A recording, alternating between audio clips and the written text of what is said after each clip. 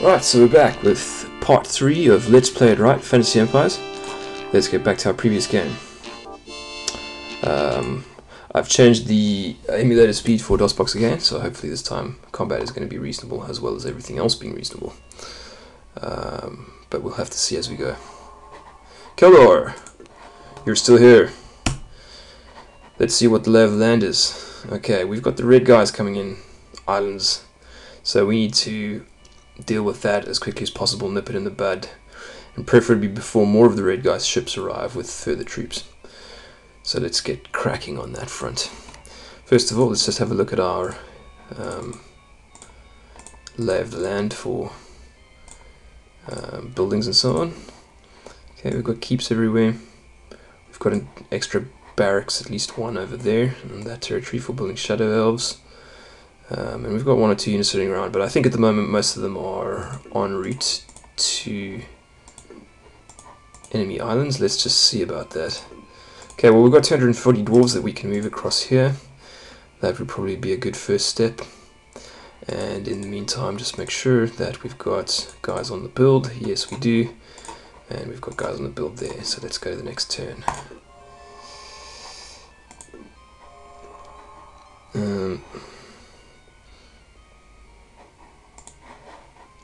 Just want to check my hypercam, make sure you guys are not seeing the cursor.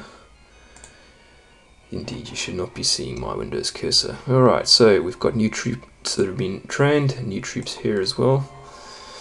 Looks like Arendale's getting angry with us, but we're not going to send him any aid. He can go away. Oh, Moloch is also getting angry with us, so he can also go away. This could get interesting if we have guys attacking from two sides at once. Let's see what we can do about that. We probably need to just keep putting out dwarves here. And given the state of affairs with the Black Shield player coming in from the north, I wonder if we shouldn't... Let's actually find out what their names are. Moloch and Arendale, that's right, the dwarf and the human mage. It may be prudent for us to in fact get another armory quickly and start using that to produce further units. So let's end our turn. I think that we have heroes who are on the way here. If they're not already, they will be soon. Let's see if we can take out this island. Alright, that's fine. We're going to send Elf and Magic User along because they've got good siege abilities to take out that island. And then, yeah, because that one's highest worth. And then we can have a look at these guys that we've got here. Send a new set of troops to maybe this island, which we should be able to do if we just use the interface correctly. Unfortunately, you can't click to scroll on the mini-map if you want to actually select something to move to, so I have to go like this. There we go, that works. We're going to move our both sets of guys across. Maybe actually not necessary. I think I'm going to rather keep the fighters there and move them to another territory possibly. Yes, I will do exactly that. So we're going to take the final 120 men and move them to here. Now I'm hoping for there not being any large armies on any of these islands, but I imagine that with the difficulty it would have taken the red player to get here, it's probably best. It's probably likely that Red Shield didn't have many forces remaining on their arrival, so we should be good to take out what remaining guys they do have in those territories. We've got some more capacity to build here, so we can maybe pump out halflings this time because they're going to be nice and cheap cannon fodder for us to move and take some more of these territories on our way to the red down here. And that should be hopefully all for now. Yes, okay, we can save some money for next round. Alright, Keldor, prepare for battle. Our dwarves have arrived on Safari Island. We can put them all down. Quite a lot of dwarves, so we shouldn't have any problems here. Put them on assault. And I believe you can hit the F5 key to shift to a mode whereby, okay, fortunately it looks like this time at least we're actually moving our troops quite quickly. I'm however going to just move to F5 mode and observe the battle rather than control any of our units, because that does tend to make things go more quickly. And this is not a particularly exciting battle. I mean, we've got regulars versus regulars in this occasion. So here come the enemy orcs. Not too many of them, maybe 10. They are quite strong, stronger than dwarves, but they shouldn't take too long to take them out. Looks like a good number of them are already dying. Our guys have got them surrounded. And on the other battlefront here we have also a few. Okay, so that battle's finished already.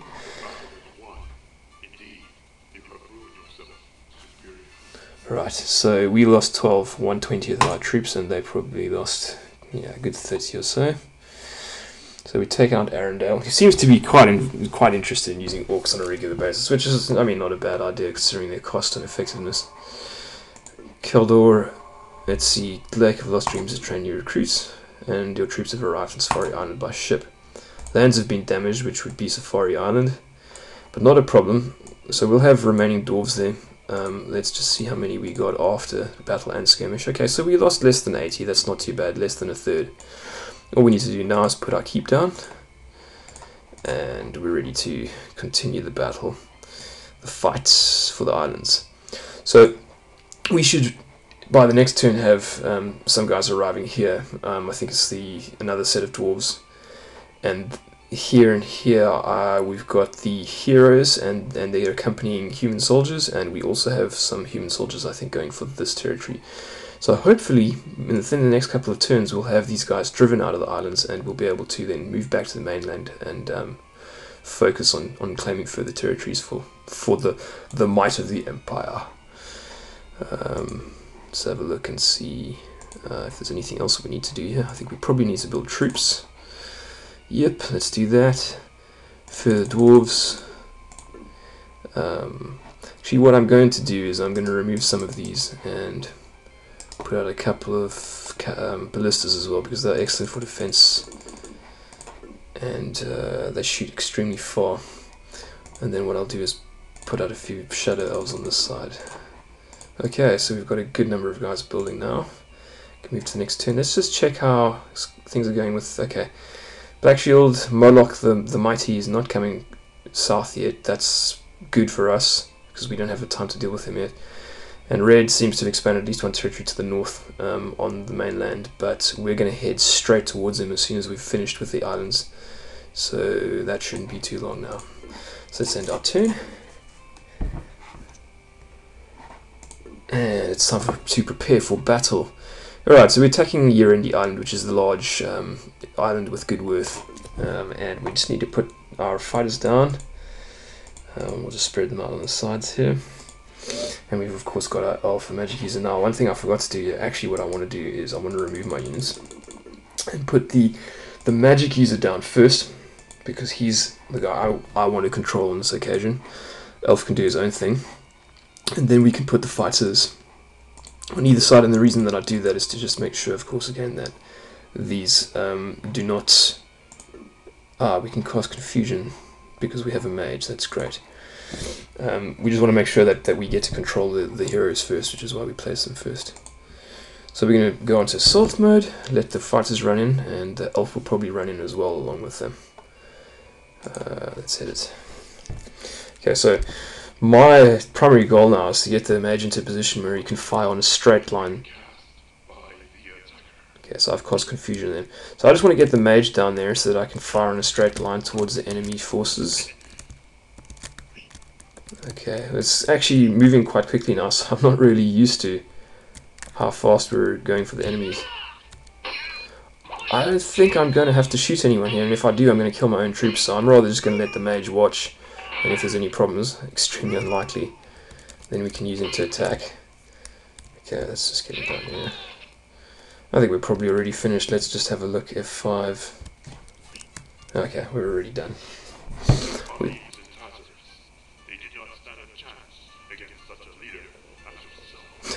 Right, stupid dungeon master talking there in the background.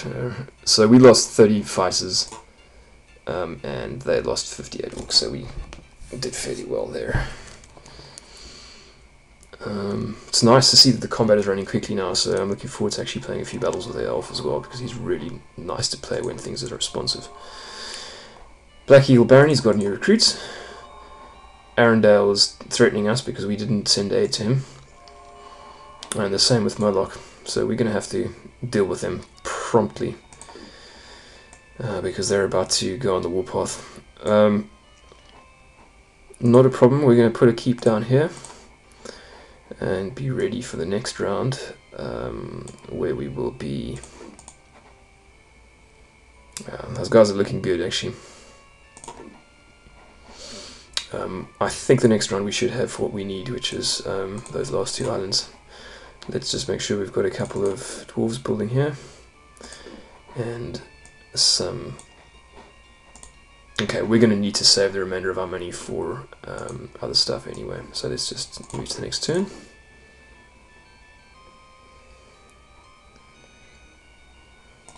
Okay, Keldor, prepare for battle. So I'm attacking Arendelle on White Honor Islands. 120 dwarves, hopefully if he's got no heroes that should be sufficient to do the job.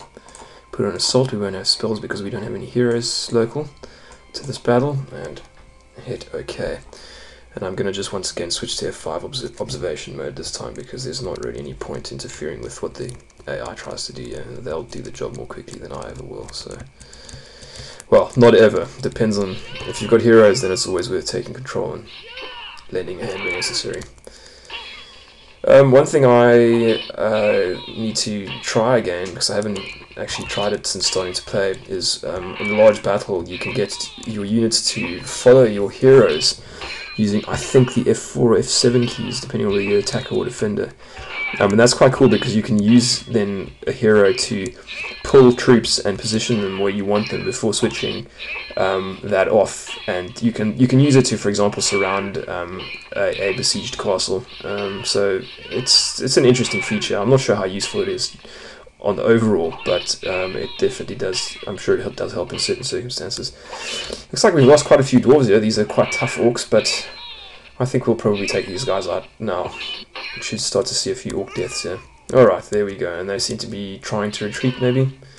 Alright, they're trying to actually defend their rear against these other incoming dwarves. Didn't help them much. There we go. Okay, we lost 26, and they lost about 14.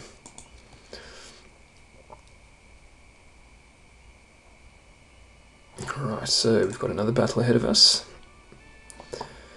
And this time we're in Elegy Island, which I believe is the furthest west island, so provided we can sort this out, we're pretty much now positioned to conclude this campaign in the island chain.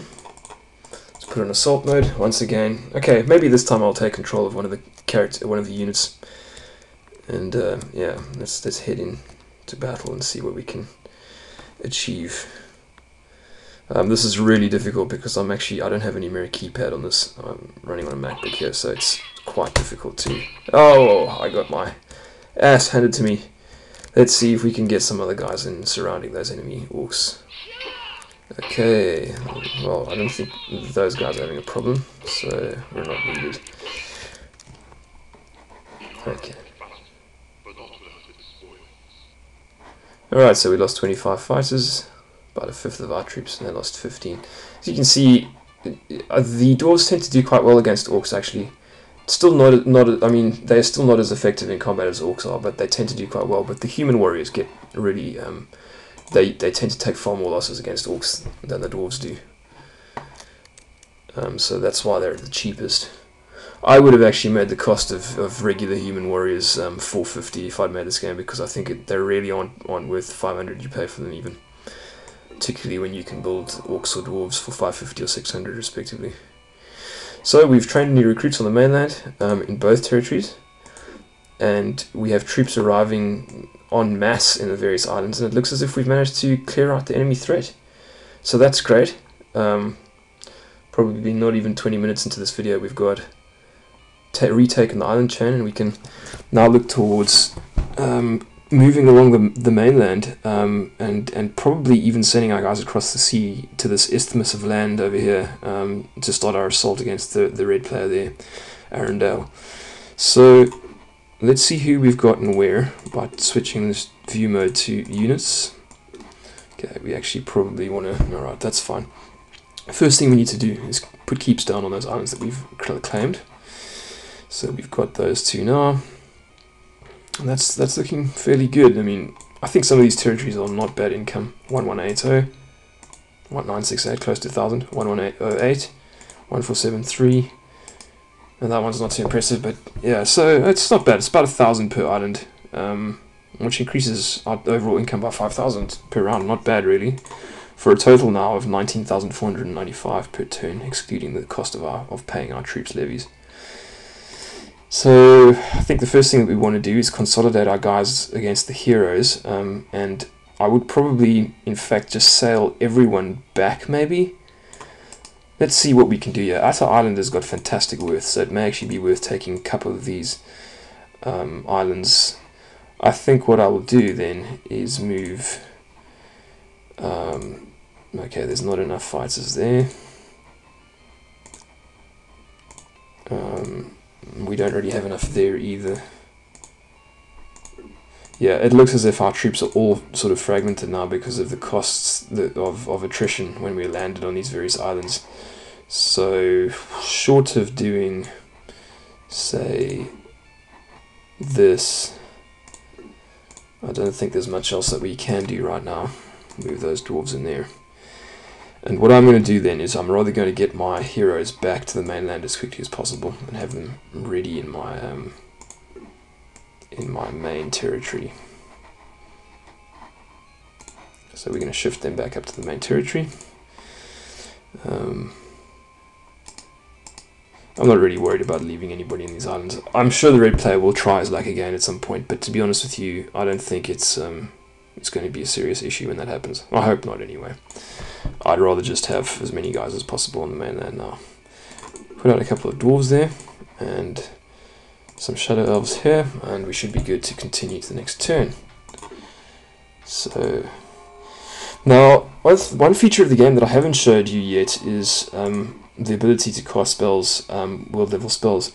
So we've got these globes up top, and if I recall correctly, the green is your, I think it's your druidic and priest magic, whereas the red is your mage mana levels. So there's also this, I'm not sure what this is, don't exactly remember, but let's have a look and see what we can cast if we do have. Okay, so this is fantastic because we've actually got the ability already to cast Earthquake, and I'm not sure if that's because of the level of our heroes or what exactly it is, but as far as I remember, that does contribute. True Sight is fabulous. This allows us to look and see which territories are actually occupied and so on, and which ones are poorly defended, and what buildings there are therein. We've got a death spell as well, and we've got Animate Dead. So you can see next to each of those entries what the cost type is. These use Priest Magic, Turn Undead, Earthquake, and True Sight, and then these Death Spell and Animate Dead use the Mage mana bar. So I think what's important at this stage is we just keep putting out units. I need to get enough to defend myself well against the black shield player Moloch the Mighty, and also pursue my campaign against the enemies to the east. So I'm going to keep building Shadow Elves because they're actually the most effective thing I can find to use right now. I don't know exactly why these guys have not moved yet. I thought I sent my heroes last round. Let's just try again. So maybe it had something to do with my scrolling, not selecting properly, but let's just try and move them. Okay, well, that's fine. It'll take a while for them to get there, but once they do, we'll be in a good position to start arranging our troops for campaigns. So we're going to end the turn again. Keldor, let's see if his... Alright, we've got new troops in both areas where we have our barracks.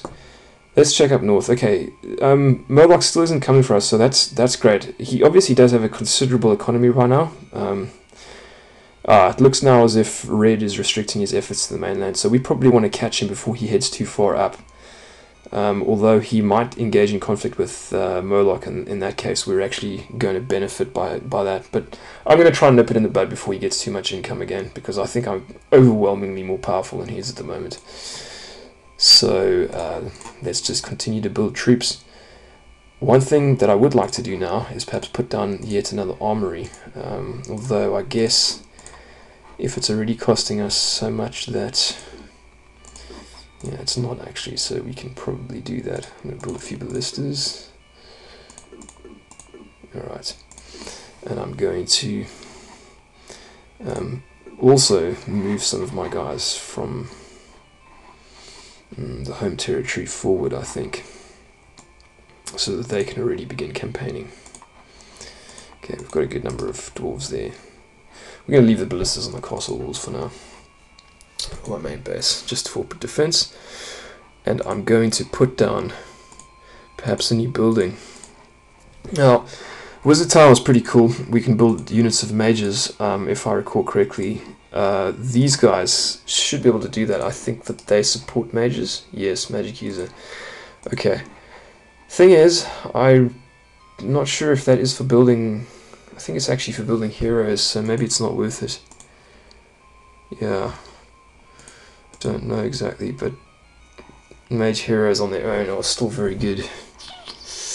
I think I'd rather build another armory for now, to be honest. Put it down there. And I would soon like to fortify this territory because we now have 3 barracks in there and it's very valuable as a result. It's also very close to my base, so it's best to fortify it in case the enemy tries to take it. I think we've got 5 minutes left on this video. Do you want to end your turn? Yes. New turn. Let's see. Oops, sorry, malware bites just came up behind my game window. Lake of Fell Streams has trained new recruits. Okay, looks like our heroes have returned home, which is great. They've brought a few dwarves with them, so we can take those along, move them to the front line, and then we've got a substantial army of about 720 units plus a couple of heroes here, so we can definitely go on a serious campaign with what we've got there now.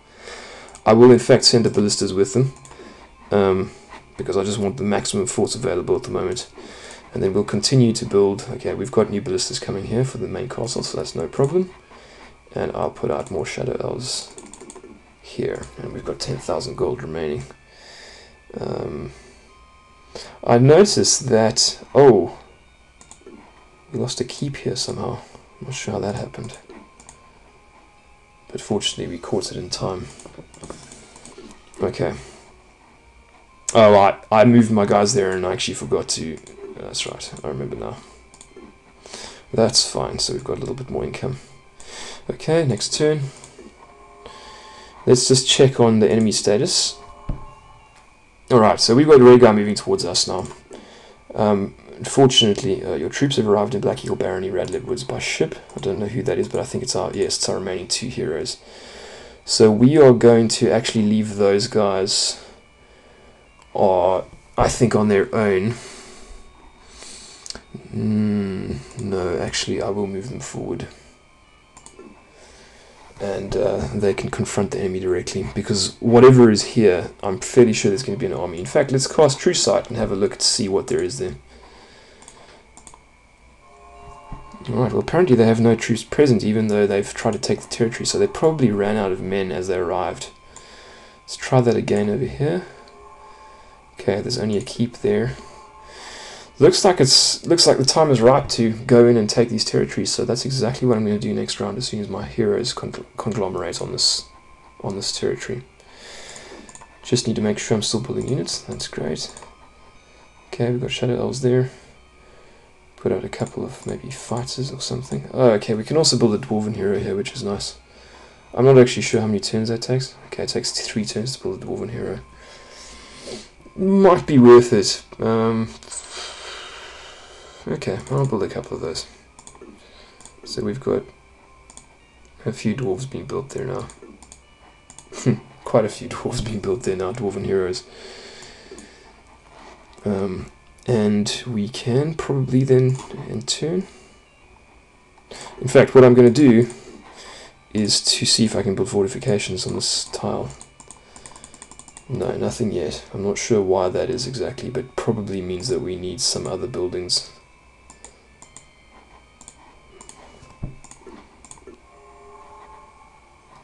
Okay. going to try and finish this up in the next couple of minutes before we end up in battle with the with the red guy Arundel to the right. Let's just see before we move our troops which is going to be the best place. I'm guessing this is not really the best place. I'm guessing this is the best place. Yeah, it looks as if we get maximum adjacency if we come in from that side. So we'll border with 4 of his existing territories. So I'm going to do that. I'm going to move into this strip here. And we've got a considerable number of guys. What I'm going to do, actually, is I'm going to leave the dwarves.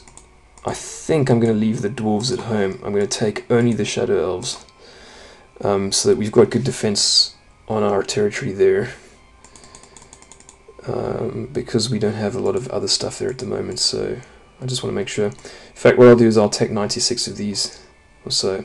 No, 140 is fine, no problem. And I will leave the dwarf. Okay, I'll take the dwarf along. I'll leave the cleric at home. Yeah, okay, that's fine. I think we should do well with those. And in the turn, oh, I do want to check again if we can build any fortifications yet. Oh, okay. So now we've got, I missed this before. Here we have building castle cost variables. So we want to try and build a castle here. Or maybe even actually we were currently arriving, but let's just see what happens. Okay, so castle type small, castle costs 20,000 versus medium 30,000 versus large 40,000. Now, I would be quite happy with, wow, okay, you get an even bigger one. I didn't realize that. The great thing about these turrets is that you can put siege engines on them, so you got ballistas mounted all around on this one. If you go for extra large, which is 50,000 gold. If you go for large, you've still got a good number of them, but not as many. And that's the main thing with these 3 last ones, extra large, large, and medium. It's just that you get more sort of turrets to place your siege engines on, which the computer usually does for you, if I remember right. I think on this occasion we'll be quite okay with just putting an ordinary castle down to defend that territory. Let's end our turn, and it looks like it's time to conclude this next play, so let's just save our game. And thank you for watching.